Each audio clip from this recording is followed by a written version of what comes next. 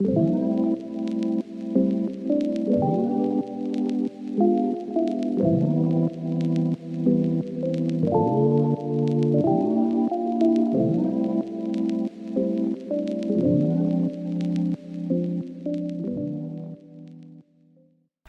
you? What's up, man? How are you? Let's check out your Honda. Sure. So there's something interesting going on here. Yeah, something unfamiliar, right? Yeah. Familiar but unfamiliar. So what is going on? What's the story behind this build? All right, so the story is that I set out to build a flagship EV Civic, and that was actually not this car. So my red car is like the flagship, dual motor, crazy 85 kilowatt battery, like 600 horsepower. This one, I got so many people hitting me up, hey, can you make a kit? Is it gonna be a kit? I'm like, huh. So my budget kind of shifted and I'm like, well, why don't I just budget for one more car, right? And that's this car. And this is gonna be a kit, I hope. I mean, if it doesn't come to fruition, it is what it is. I always wanted to build a hatchback like this. I wanted a white CX model EG. I've always wanted one.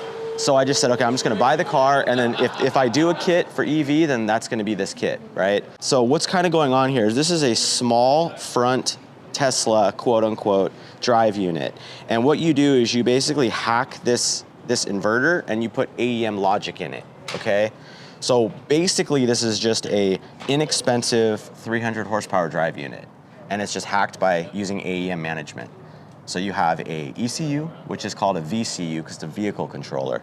And then you have an inverter logic board that replaces the Tesla stuff. Okay. That's inside And that's, the inverter side of the motor. That's built by AM.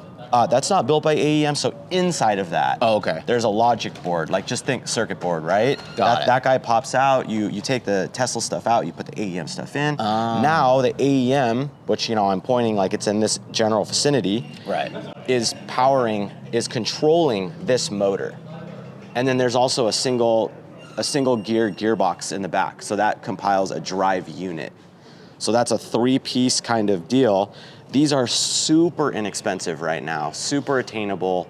What is this out of? Front Model S, like you're talking, I think it's, oh man, don't quote me, don't hurt me, everybody. 16 to 2021, or I'm not really sure, but there's a good amount. This is the dual motor cars that have a front motor as well. This is that front motor. So the point of this is to have this very compact, very easy to swap in unit. Yeah. If you have the chassis already, Yeah.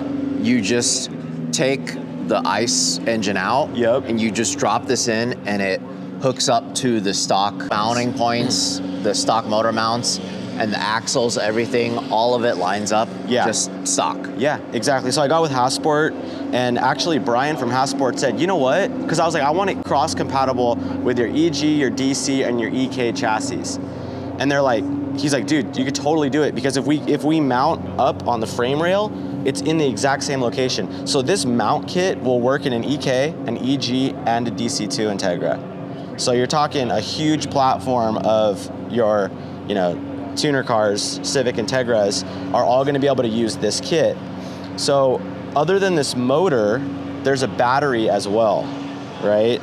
Okay. And the battery is living in the trunk of the car in like the spare tire area, and it's a really small battery pack, but I wanted to get something out. I wanted something that you pay per kilowatt hour when you're talking used batteries. Yep. So I use these Chrysler Pacifica hybrid batteries. They're only 16 kilowatts, so your range is gonna suffer, 70 miles is what I'm kind of targeting. It's a light chassis. I'm really not adding that much weight to the car, which is really cool. But yeah, I just wanted to figure out another solution for your typical, I get bored, bro. K swaps, B swaps all day long. I do them all the time. And I still love them, But I just kind of wanted to challenge myself with something new, and maybe this could be a viable option. I'm not trying to push any narrative on anyone. I'm not trying to go EV and not do any combustion stuff anymore. It's just something different and new and just an option, Yeah. It's cool because, you could see how simple it is. Right. And how small it is. Yeah. It looks almost like it's unfinished, but it's not. It works. You're right. So to get it this simple and to have everything kind of flow in the direction, it actually took a lot of thinking. So to make it look simple took a lot of time and energy. But now I have the formula. I could just easily repeat this, no problem. You know, I kind of dressed it up with the motorsport plumbing, you know, doing like the XRP with the Wiggins clamps, and that's all over, you know, that's all overkill. I went and I CNC'd, I CAD'd my own and CNC'd my own fitting, so I can do like a 8 ORB, and then that way I can go to like a Wiggins clamp or an AN fitting. But I had them done, I mean, I did them on both sides and then on the inverter side as well. So that way, you know, like just for the future, if I wanted to make a plumbing kit for it, I could have different options, and it wasn't really that difficult of a thing to do. So then what are we looking at here in terms, this is the CSF radiator or heat exchanger. Yep. What is it doing right here? Is it going through the motor? Yeah, it's going through... I'll explain. Yeah. So let's start with the radiator, right? The hot water is going down and exchanging through. Then it's gonna come out and it's gonna go through a water pump. The water pump's gonna push the fluid up to a T. One direction is gonna go into the inverter, cooling the inverter electronics. The other is gonna go through the motor, cooling some of the motor ports and stuff like that. Then it's gonna join. It looks kind of funky the way I plumbed it. Yeah, it's pretty interesting. Yeah. And then so what's happening here is it's coming out here, and then it's coming out here. It's joining, stepping up, and then it's going through an onboard charger, and then back to the cooling. And then this is my fill point for just excess, and like, you know, it doesn't fill up all the way, so I can just keep an eye on level here. Wait, so then the onboard charger, this is for regen, or what is this for? Onboard charger is for J1772 plug, which is basically your level 2 charger. This system doesn't have CCS, if you know the terms of all that stuff for EV. CCS is your DC fast charge. This is like an AC wall charger. But honestly, the battery kilowatt's so low, it still charges super fast because it's just such a small battery pack. But why does it need the cooling to go through it? It generates a lot of heat.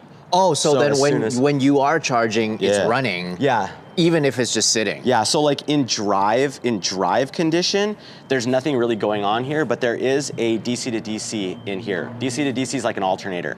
So there's a little bit of heat. So the water does, you know, like the kind of the warm-ish water, if you will pass through here. And that's kind of like a waste, if you will. And then while it's charging, it doesn't really need the inverter, and it doesn't really need the motor because that's not moving, so that's kind of wasted. Understood. So I made the system, I designed it in a way where when it's charging, it's cooling that.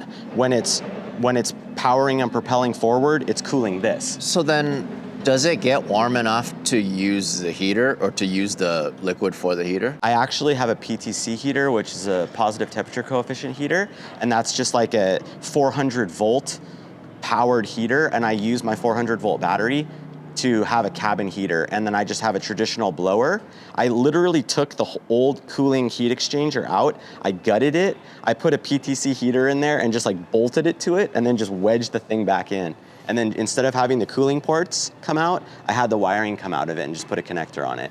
So it's pretty cool. And then, so tell me about the AC system on this. Okay, AC system on this car is literally just for creature comfort. Okay, the other car would be a whole nother subject. But this one is just, I'm older, I want something that's comfortable to drive.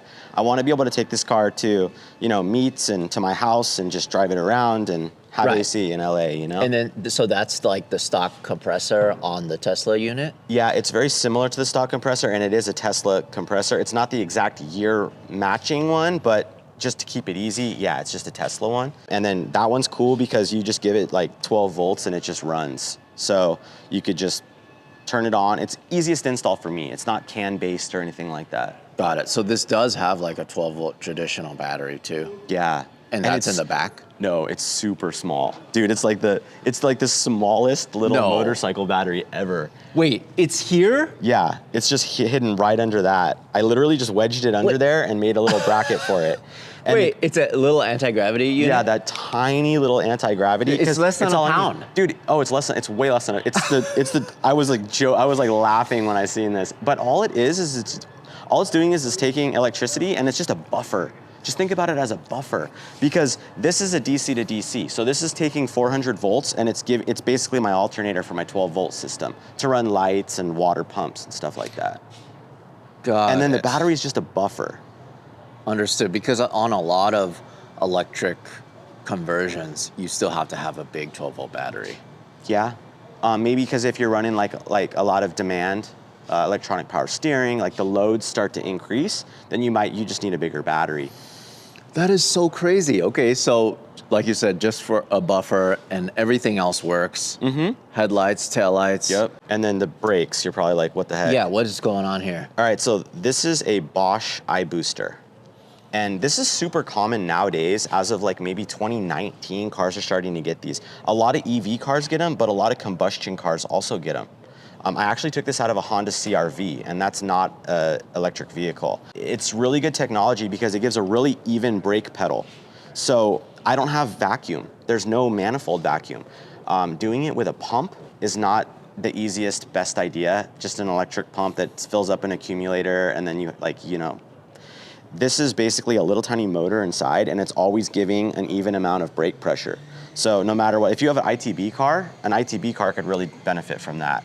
So this is something that I just kind of came up with some of the builds. I can control that. It talks to the whole system. I get like different information over CAN. The CR-V had the master cylinder flipped upside down, and it was remote mounted. So I just went to Track Tough and I'm like, yo, maybe can you guys make me a nice reservoir for it? Because the other one, like I said, it was made to be upside down, so I didn't really have any volume, and I didn't want to remote mount it, so I just made that canister. It's so unbelievable to me that it's so clean. I mean, there's literally 4 things going into the firewall. Yeah, but you know me, right? Larry, you remember my builds. Oh my God, yes. I gotta do it clean. I know, it has to be so clean, and this is great because you're not ruining the car in any way. No, this is a no-cut install. I didn't even have to do this. I drilled 2 small holes about this big for my power cables for my battery in my trunk, and I could have just gone through some open real estate, but the way I wanted, I just I don't care about 2 holes. But literally, dude, I could go back to a gas engine, no problem. It's not intrusive to the car at all. And this car didn't have an engine in it when I bought it. It was just a really, really poor, very beat up shell. Yeah, so what year is this? A 93 CX hatchback. And the CX is like base nothing, model. Yeah. Base as possible. I love the CX because there's no trim piece right here.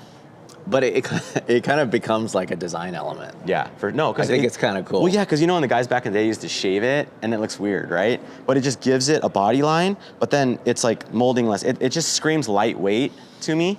So then how, is this lighter than it would be if it was an ICE setup? It's probably about 100 pounds heavier than the ICE setup. That's my guess. Because this battery pack in the back, which, we can look at, it's just a prototype that I made. That battery pack is pretty heavy. It's close to 400 pounds, but I took so much weight out of this car. Yeah, but it's got to be 5 times the horsepower, right? Oh yeah, it's about 300 horsepower. And what was the originally, 1.5 liter or something? Like probably 90 horsepower. The interior, did you have to redo everything? Yeah, I fully restored everything, dude. I would literally buy 3 dashboards and then just go, okay, what's the best little pieces that I can salvage? These are the DC2 Type R JDM seats. And then I did matching. I kind of tried to match. These are actually the factory seats, but I did them in the same suede and pineapple fabric, and then added the little red stitch to really make them look like the DC2R seat. Which is kind of funny because everybody tries to cobble together 4-door Integra and then 2-door Integra seats to try to make it fit. But I was like, why don't I just use some factory ones and then just recover them? And it turned out super cool. And then did you have to take this all down to metal? Yeah, it was completely 100% taken down to metal, resprayed Grand Prix white. A lot of my cars are GPW, and cars that I've owned even in the past. My NSX was Grand Prix white, my S2000 was Grand Prix white, my hatchback, my EA, all of them are GPW. So then did you find this in a junkyard or? I just found it on OfferUp. It was just a shell. I was like, perfect candidate, it's already white, I love that so much. What a cool build. So then, did you have a chance to drive this at all? I drove it from the hotel to the show. And that was sort of the maiden voyage, and it ran so good. Because it's EV, so it's just chilling, dude. Yeah. And I could just park, and I don't have to worry about it idling and overheating and weird stuff like that. It's just it's just stopped and it's just not moving, and then it decides to go and it goes. And I actually did a video in front of my shop, just to break it in and make sure everything was working right. And dude, the motor sounds pretty loud when you get on it. Everybody's like, all the comments were like, whoa, that sounds pretty good. Yeah. So I was kind of surprised with it as well. So does it have built-in traction control? It's not built in, but the AEM VCU can totally do it. Yeah. I mean, I'm assuming if you just floor it, it'll just spin all day. Yeah, yeah. If you give it, because what you're basically doing is you're giving it a torque request on the motor. So in the VCU, you go, I want this many Newton meters of torque, requesting it, right? But then, if it doesn't meet the request and it's burning out, you can wire in speed sensors, and then you can dial that traction control in, just the same way as like an internal combustion engine. That little Where the keypad. shifter area. Yeah, it's sort of temporary. I'd love to do something a little bit cleaner, but that's just for now, a nice little button pad just for my simple stuff. And then the other stuff is just on the steering stock, your lights and I wanted this one to like be very simple. I didn't want it to be like overwhelming with buttons and controls. It's just such a clean build. I mean, Thanks. I cannot stress enough how clean it is. And like you said, just in a couple days, I'm assuming, or even on one day, you could probably take it out and put a ICE motor in. Where can we see the battery at all? Yeah, I'll show you. Just mind that it's kind of a prototype. Right. And this is not how it will like present to the public. I'm literally just kind of learning as I go and stuff. A couple things I disconnected, just whatever. But what my plan is, I'm gonna actually make a strut bar right here, where I'm gonna bolt that so it can bolt down, and then it's also bolted to the factory bumper spots. So really you have 6 modules. So you have 2 below, and then you have 4 above, and then these are the AEM battery management systems, basically. And then I just have like a main switch right there.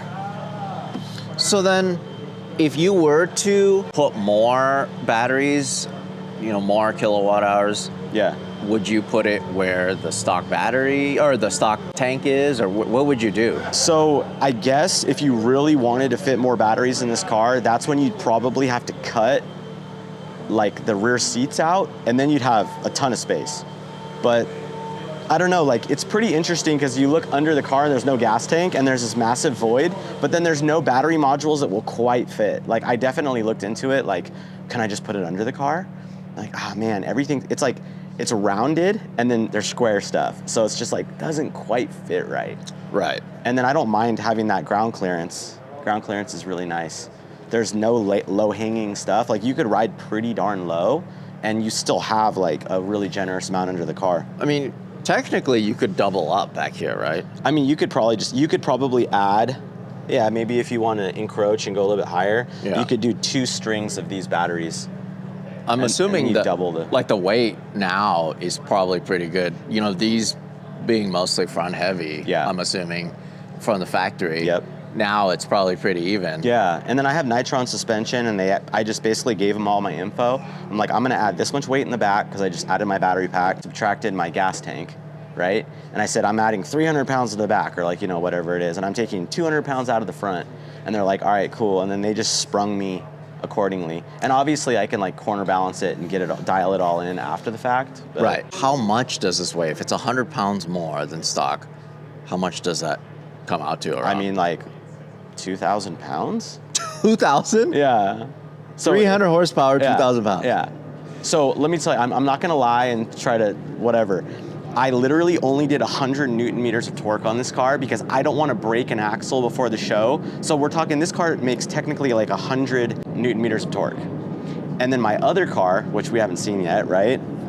That car, I also did 100 Newton meters of torque, but that one has a way bigger battery pack. This one feels fast, dude. It feels so fast just because it's instantaneous, but it's only 100 torque. It's interesting because you're getting into this territory where most of the EVs that we experience are heavy. Yes, very heavy. Very heavy. Yeah. And then we're talking about already still crazy acceleration. Yeah. And then now this, the whole add lightness thing. Yeah. It's like super light. Yeah, this car will be very, very, very light. I mean, but I wanted to have everything. Like, I could strip it out and take out the seats and do all that and like probably gain that 100 pounds back. and use like race buckets and stuff like that. But I'm like, nah, dude, I want to have like I want to have a full car. So then, do you know what the top speed is right now, potentially? I don't. Top speed's gonna be limited though. I'm not gonna lie. You're not gonna. I mean, you could gear these. I was even thinking about. I want to get with somebody and do straight cut gears because it would sound so rad, dude. Just gear whine like the whole time. Honestly, if there's somebody to make this work right, you would be the person to do it. Thanks. But to do a gearbox, Yeah. that would be dope. Yeah. For it to kind of mimic what it would be like to drive a ICE engine. Right. But you have the benefits of an EV, you know? Yeah. You're still going through the range of power. Yeah. Well, when we talk about the other car, I have some really cool ideas. You're obviously familiar with the Hyundai, right? The Ioniq 5N. Yes. You know how they have the synthetic shifting? Of course. I think it's all very doable, and I think there's a place for it. I was talking to Scotto about it when they were trying to do the Hunatron, right? And Ken, RIP, he, I guess, really wanted some kind of gear references. Like, how do I drift this car if I don't know really where I'm at with what gear I'm in? Yeah. So they had the Audi Text program in synthetic gears, and that's when I first kind of heard about that. And then I saw it on the Ioniq, and I drove it, and I was like, oh, this is really neat. I'm like, it has its place. It's very synthetic feel. I understand. I get that there's pros and cons, and it's real weird. But if you're on the racetrack, not this car, but like let's say my other build, and you could shift gears synthetically and have a reference point for what turn you're in. Yeah. I think that there's benefit in it. No, I'll tell you right now, we were here in Las Vegas when Ken was filming with the Audi e-tron for the first time, and that was one of his major complaints with it, because he just, as soon as you step on the throttle on that thing, the wheel speed would go to whatever, 150. Yeah. You know? It's like, give me traction control, give me gear references. And then he's just trying to make this tight maneuver. As soon as he gets on the gas, boom, it goes to 150. Yeah. It's impossible to control. Yeah. You know, so if you're able to bang limiter, essentially, in second gear, and then the wheel speed is limited to whatever, 70. You're limiting your torque, and then even though the car's slower, it's still gonna be just more drivable. Yeah. You know? That is so cool. Thank you so much. No As worries, always, man. love your build so much. And I just love how well executed this one is. And I just can't wait to see what you're gonna build next. Thank you, man. I appreciate you.